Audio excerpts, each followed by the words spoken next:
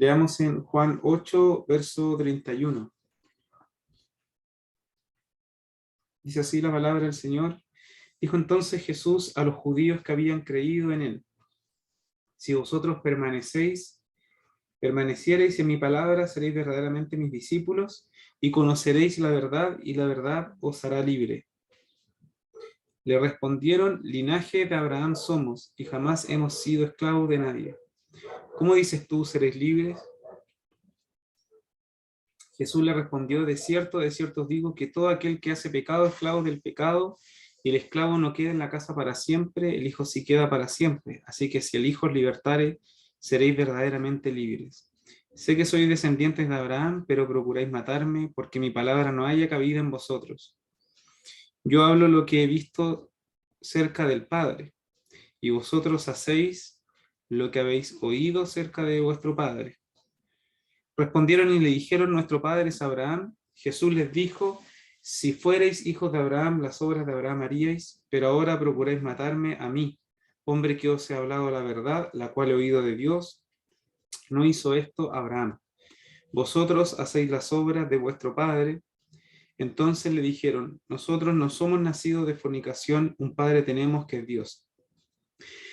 Jesús entonces les dijo: si vuestro padre fuese Dios, ciertamente me amaríais, porque yo de Dios he salido y he venido, pues no he venido de mí mismo, sino que Él me envió. ¿Por qué no entendéis mi lenguaje? Porque no podéis escuchar mi palabra. Vosotros sois de vuestro padre el diablo, y los deseos de vuestro padre queréis hacer. Él ha sido homicida del principio y no ha permanecido en la verdad, porque no hay verdad en él. Cuando habla mentira, de suyo habla, porque es mentiroso y padre de mentira. Y a mí, porque digo la verdad, no me creéis. ¿Quién de vosotros me redarguye de pecado? Pues si digo la verdad, ¿por qué vosotros no me creéis? El que es de Dios, las palabras de Dios oye. Por esto no las oís vosotros, porque no sois de Dios. Vamos a leer hasta ahí. Este pasaje nos muestra la conversación que tuvo el Señor, una conversación bastante particular, un debate, ¿cierto? Una amonestación de parte del Señor a judíos que habían creído en Él. Y el Señor les llama a permanecer en su palabra y ser libres en la verdad. Eh, Hay aspectos que son clave en este pasaje, como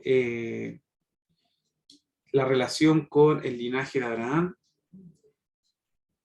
Hay una mención a lo que es la esclavitud y la libertad.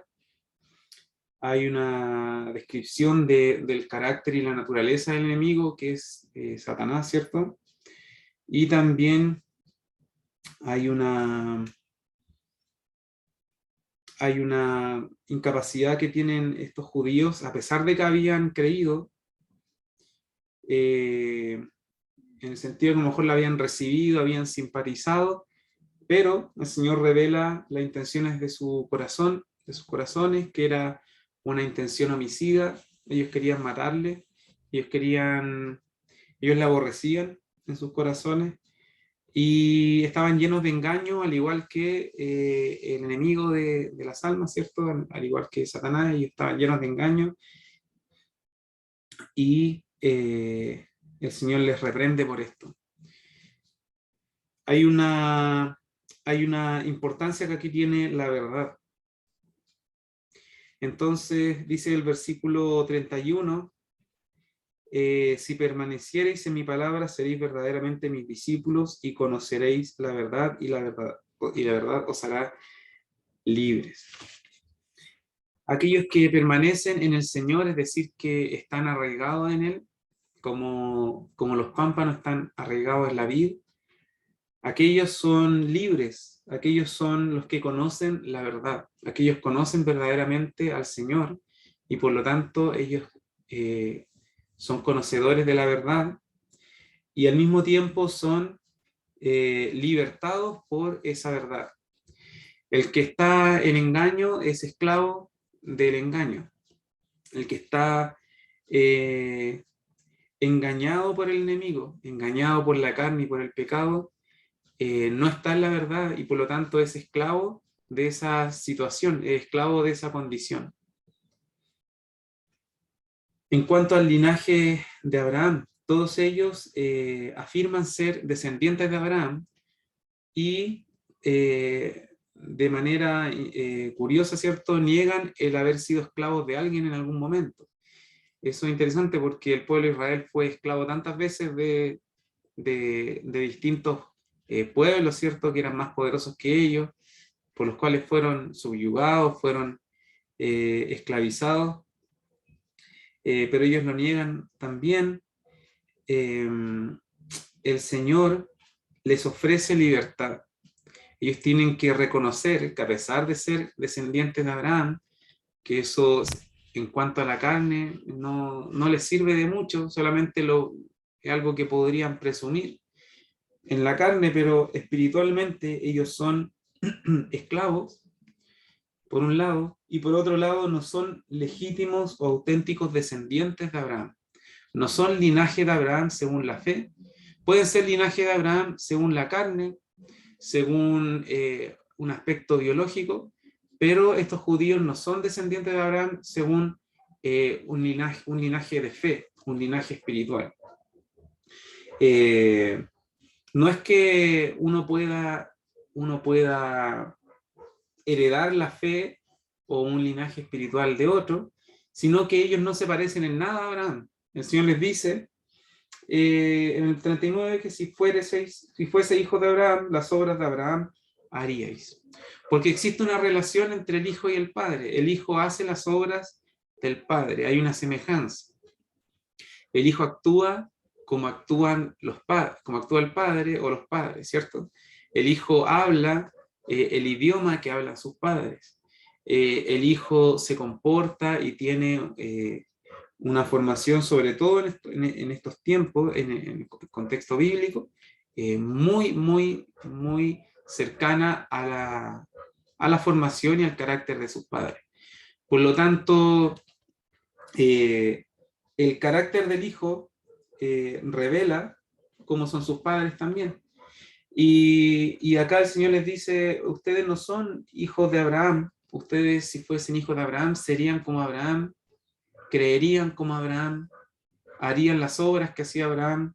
Abraham no rechazaba la verdad, Abraham no rechazaba el mensaje de Dios, Abraham era amigo de Dios, Abraham era capaz de comprender y escuchar la verdad, mientras que ustedes no. Por lo tanto, ustedes no son hijos de Abraham, son judíos solamente, y ustedes incluso hacen las obras no de su padre Abraham, sino de otro padre que es Satanás, el que es padre de mentira, el que engendra mentira, el que es homicida desde el principio. Así como Satanás es homicida desde el principio, ustedes también, les dice a los judíos, están tramando, están planeando matarme, tienen sentimientos homicidas. Y eso revela, les dice a los judíos, en otras palabras, que ustedes son hijos de ese padre y no son hijos de Abraham, ni menos hijos de Dios. La otra evidencia de que ellos no eran hijos de Dios es que ellos llamaban mentiroso al Señor y no escuchaban sus palabras.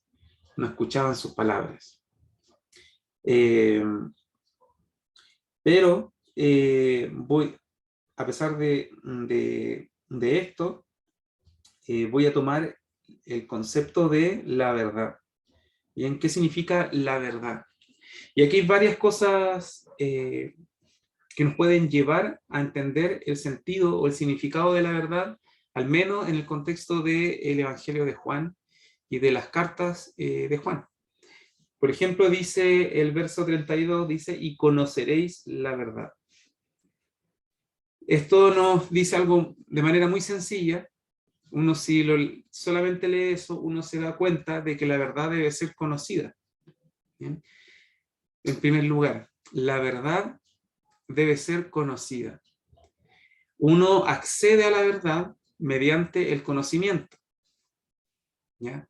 Uno no accede a la verdad mediante otro tipo de capacidad humana. Así como uno accede a una habitación mediante una puerta y necesita en algunos casos una llave, uno necesita del conocimiento para acceder a la verdad. Ese conocimiento también a veces se le llama, bueno, podríamos hablar también de inteligencia, ¿cierto? Y todas las personas tenemos inteligencia. Algunos hablan de que hay personas que tienen más inteligencia o menos inteligencia, pero todas las personas tenemos inteligencia y esa inteligencia nos permite acceder a la verdad, tener conocimiento de la verdad. Lo interesante de este conocimiento respecto a la verdad que el Señor quiere que en el caso particular acá los judíos adquieran o conozcan, es que es un conocimiento que no viene por los sentidos, ¿ya? Uno puede tener un conocimiento, por ejemplo, del clima en el cual vive. Uno puede conocer la temperatura o conocer el aspecto de las cosas, o uno puede conocer el sabor de una comida mediante los sentidos, ¿cierto? Tenemos la visión, tenemos el olfato, tenemos la audición, y uno conoce ciertas cosas mediante los sentidos. Uno puede conocer la voz de una persona y cuando solo escuchamos esa voz sabemos qué persona está hablando, porque hemos obtenido ese conocimiento de manera sensorial, ¿cierto? Lo recordamos y tiene relación con eso. Pero hay cosas que no se pueden conocer a través de los sentidos. Hay cosas que los sentidos no nos bastan. Y ahí entra lo que es espiritual. Lo que es espiritual no lo podemos conocer a través de los sentidos. De hecho, la misma Escritura nos dice que Dios es espíritu y que el Señor es, que Dios es invisible. No le podemos ver con los ojos que tenemos, con estos sentidos, no le podemos palpar, ¿cierto? No le podemos escuchar, porque es espíritu. Y lo que es espíritu no se puede conocer mediante algo que es carnal, ¿cierto? Que es físico, que es de este mundo. El Señor les dice que al permanecer en su palabra, ellos conocerán la verdad. En el fondo está diciendo, si ustedes permanecen en mí y yo permanezco en ustedes, si ustedes están arraigados en mí, ustedes van a conocer la verdad. Por lo tanto, no hay otra manera de conocer la verdad. Y como consecuencia, la verdad los va a liberar. Ustedes van a ser libres del engaño. Ahora, ¿qué es la verdad? La verdad, en el contexto de Juan, hace relación a una realidad que es espiritual, a una realidad espiritual. Los griegos ocupaban esta palabra en un sentido parecido al que usa Juan, para hablar de ideas que son absolutas, para hablar de una realidad de ideas en la cual las cosas son absolutas y que rigen por sobre lo que es particular, por sobre lo que es ambiguo, o lo que es de este mundo, o lo que es de la realidad, por así decirlo, física y material. Es una realidad que es trascendente y que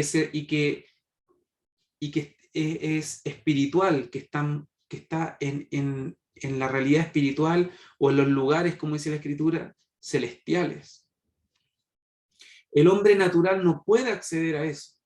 El hombre natural no puede acceder a lo que es espiritual. Por lo tanto, el hombre natural, es decir, aquel que no ha renacido, que no ha nacido de nuevo por la palabra, no puede tener conocimiento de estas cosas. Por lo mismo, Pablo enseña en 1 Corintios que el hombre natural no entiende ni puede discernir aquellas cosas que son espirituales, porque él no tiene acceso a la verdad, no tiene acceso a lo espiritual, no tiene acceso a esta realidad que está lejos del alcance del ser humano. ¿Cómo entonces podemos tener acceso a la verdad? ¿Cómo podemos ser liberados del engaño? ¿Cómo podemos ser liberados del engaño del enemigo? El enemigo que día a día habla al ser humano, a los países, a la sociedad, en la cultura, habla y habla mentira y engaña. Aquel enemigo que tiene engañado a generaciones y generaciones, a países enteros. ¿Cómo somos libres de ese engaño? ¿Cómo tenemos acceso a la verdad para poder discernir, para poder entender, para poder conocer a Dios y saber qué es la verdad? Para poder conocer a Cristo, para poder ver las cosas como las ve el Señor.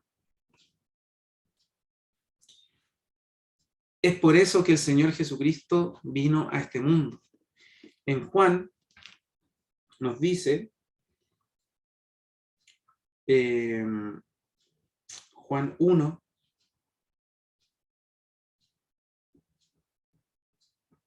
dice el versículo 9, aquella luz verdadera que alumbra a todo hombre venía a este mundo. En el mundo estaba y el mundo por él fue hecho, pero el mundo no le conoció.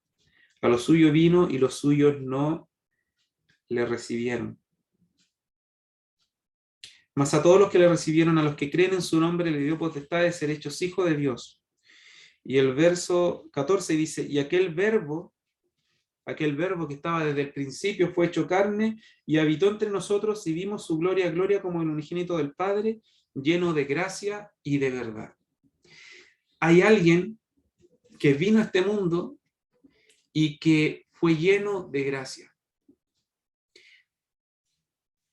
Algunas veces el apóstol Pablo hace mención a cómo la gracia de Dios se dispensa en los ministros, ¿cierto? En aquellos que, en apóstoles o en siervos. Y el Señor, de su gracia, otorga a quien Él quiere y como quiere, y en la cantidad que Él lo estima conveniente. A algunos más, a otros menos, pero todo es gracia. En el caso del Señor, la gracia era absoluta. Sobre el Señor había una plenitud de gracia. Él estaba lleno de gracia. Eso en primer lugar. La gracia del Señor en Él, lleno de gracia. Y lo segundo, lleno de verdad. El Señor saciado de verdad. Había plenitud de verdad en Él. Estaba completamente lleno de verdad. Y en ese sentido, uno incluso puede decir que el Señor es la gracia misma, el Señor es la verdad misma. Y luego el Señor nos dice que Él es el camino, Él es la verdad y Él es la vida. Es tanta la verdad en Cristo que Él se convierte en la verdad misma. Él es la verdad. Cuando uno predica a Cristo, cuando uno habla de Cristo, habla de la verdad. Cuando el Señor Jesucristo cargó en el pecado del mundo, fue tanto el pecado que Él cargó que Él por nosotros se hizo pecado. Lo mismo en su encarnación, aquel verbo fue hecho carne y vimos su gloria como del unigénito del Padre, lleno de gracia y de verdad. Tanta la verdad en Él que Él mismo es la verdad. Entonces, cuando el Señor Jesucristo nos dice, miren, ustedes pueden conocer la verdad y pueden ser liberados por la verdad.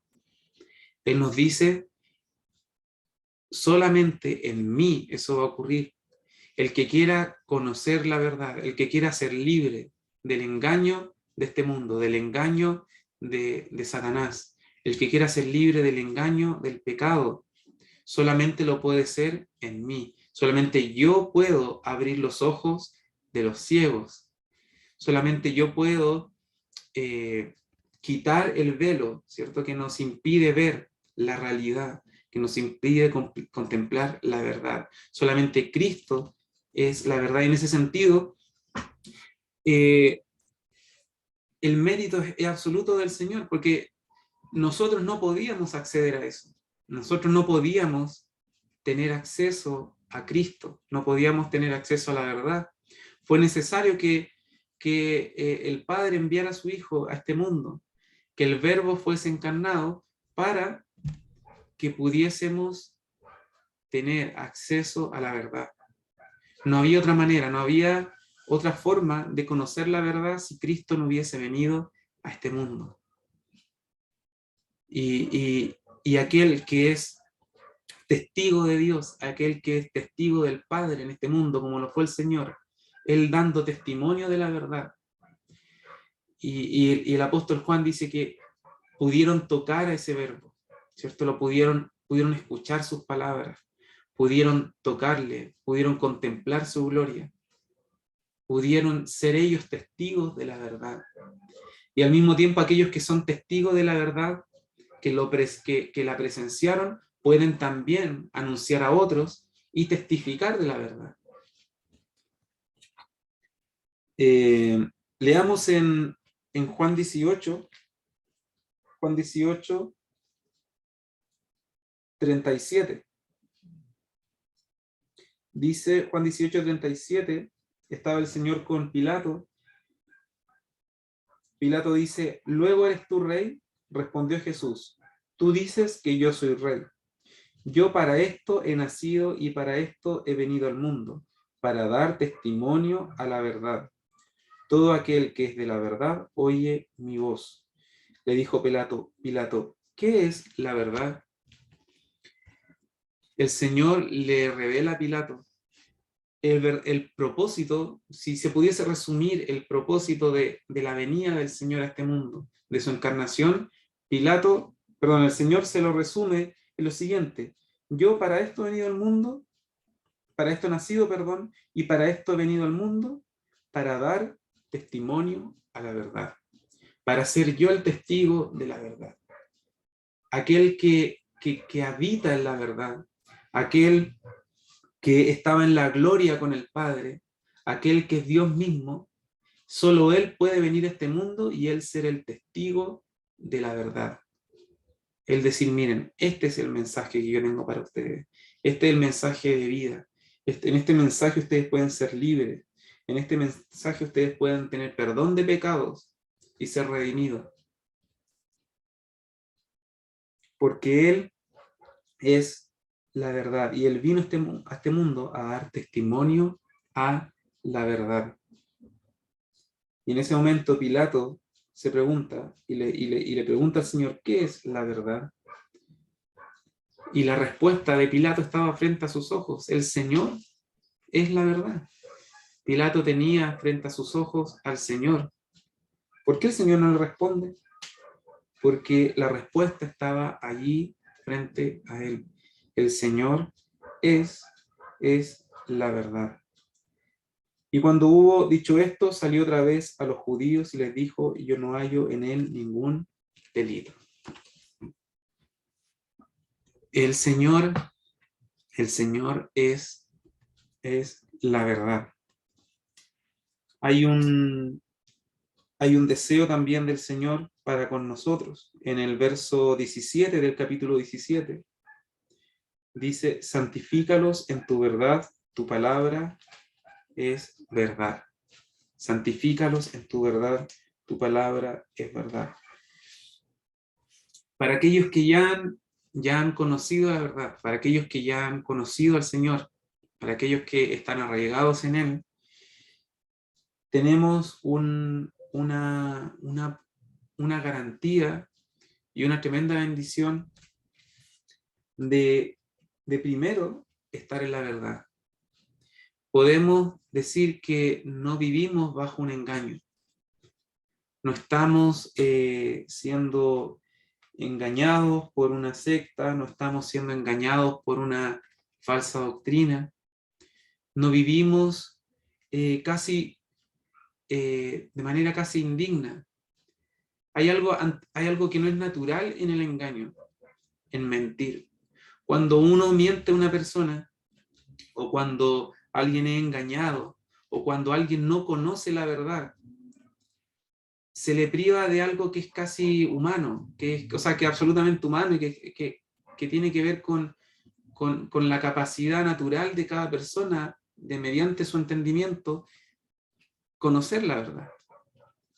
El pecado a toda la raza humana le ha inhabilitado de conocer la verdad, le ha privado de la verdad. El pecado enceguece, el pecado engaña. Y hay algo humillante en eso, hay algo que no es natural, hay algo que es como indigno. El no poder conocer la verdad. Es ser un ciego espiritual. Tenemos la gran bendición de primero que todo estar en la verdad, de que nuestros ojos han sido abiertos, de que podemos conocer al Señor primeramente, podemos comprender asuntos espirituales, podemos ser bendecidos en los lugares celestiales, podemos recibir revelación de parte del Señor, podemos tener acceso a su palabra, que es la verdad. Y el Señor además nos promete santificación. Dice el Señor, santifícalos en tu verdad. Cuando conocemos la verdad, no solamente la vemos, ¿cierto? No solamente contemplamos algo que está en un lugar lejano al nuestro, sino que cuando estamos en Cristo, el Señor nos traslada de un lugar de mentiras, de engaño, de esclavitud, y nos sitúa, nos instala en la verdad. Es por eso que la Escritura dice, santifícalos en tu verdad. Que nosotros, los hijos de Dios, estando en la verdad, en un ámbito, en un lugar distinto, que es espiritual, que es eterno, a pesar de estar en este cuerpo, ¿cierto? Y en el tiempo presente, podemos aún así estar en la verdad. Y el Señor nos dice, santifícalos, les dice al Padre, le ruega que nos santifique, que nos aparte, que nos limpie de todo aquello que nos aleja de nuestro propósito y nos prepara para la obra también, estando allí en la verdad.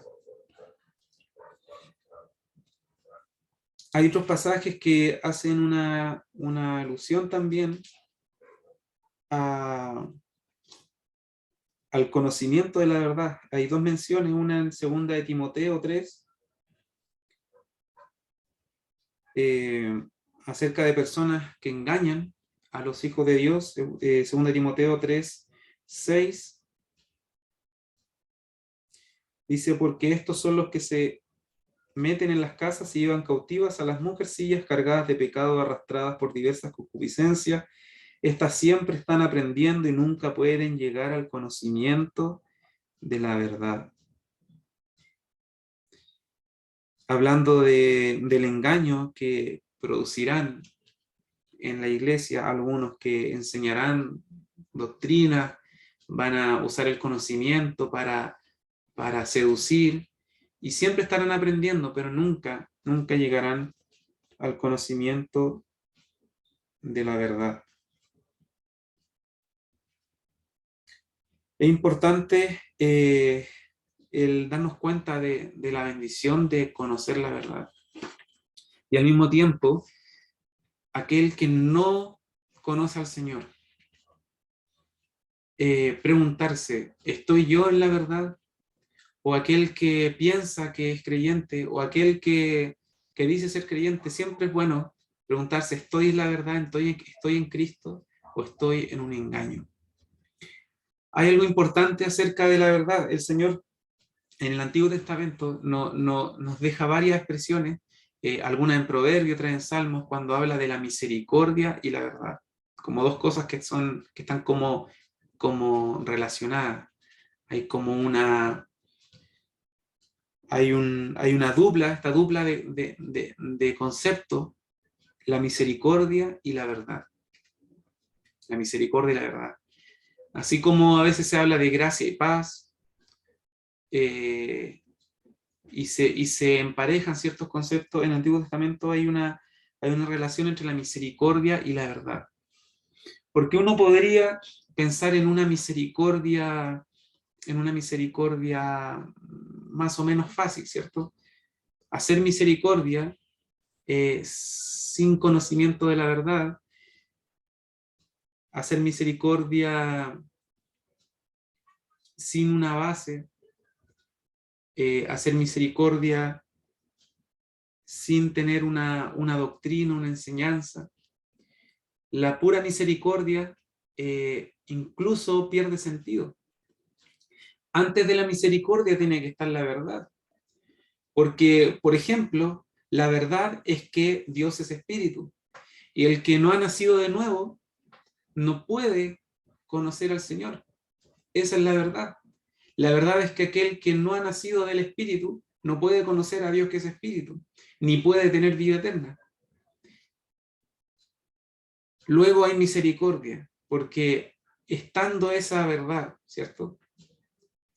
También está la verdad de que Cristo vino a este mundo y murió en la cruz para ser el sustituto de nuestro pecado, el ocupar nuestro lugar en la cruz, padeciendo, sufriendo, siendo castigado por algo que Él no hizo, pero que Él voluntariamente aceptó como sustituto para que nosotros pudiésemos ser justificados.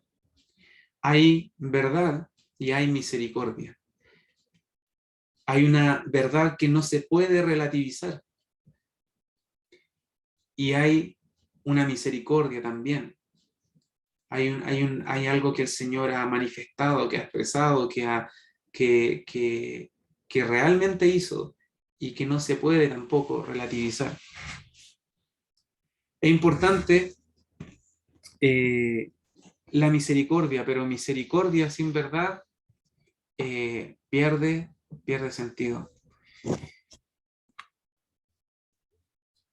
Por un lado tenemos entonces aquellos que han conocido la verdad, que están en Cristo y por lo tanto han sido libertados, que se le ha quitado el yugo de la esclavitud.